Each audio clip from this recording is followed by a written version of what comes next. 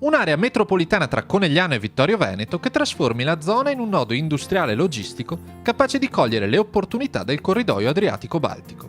Questo è il progetto presentato negli scorsi giorni a Conegliano da Confartigianato Marca Trevigiana per rilanciare lo sviluppo di una delle più dense aree manufatturiere del nord-est, seguendo le direttive tracciate dall'Europa. Il progetto è stato illustrato con il supporto di un rapporto di ricerca curato da Paolo Feltrini e Sergio Masetto, che evidenzia il ruolo strategico dei territori dei due comuni, uniti dalla Pedemontana Veneta alla provincia di Pordenone, in un ideale triangolo che poggia su uno dei più importanti assi viari europei. Su questo asse pedemontano si giocano 51 miliardi di export, oltre 30 miliardi di import.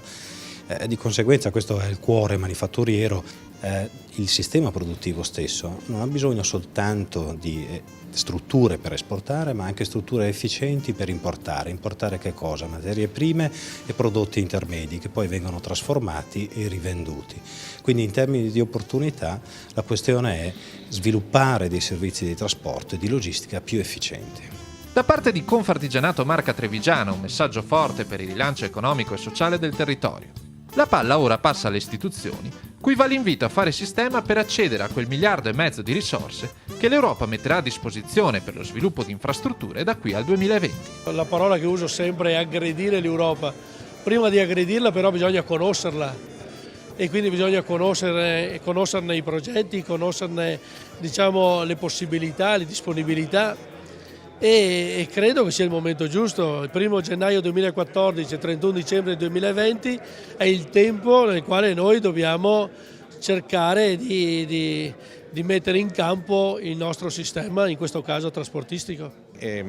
Questa può diventare la porta vera del nord Italia e quindi della parte più produttiva del paese verso l'est. Le infrastrutture già ci sono. Qui arriva la Pedemontana.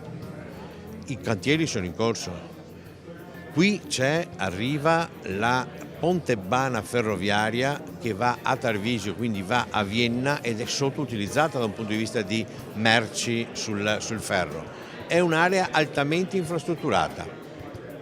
C'è questa possibilità, sta alle comunità locali se prendere o lasciare. Tanto comunque da un'altra parte questa opportunità si fissa, quindi vale la pena arrivare per primi.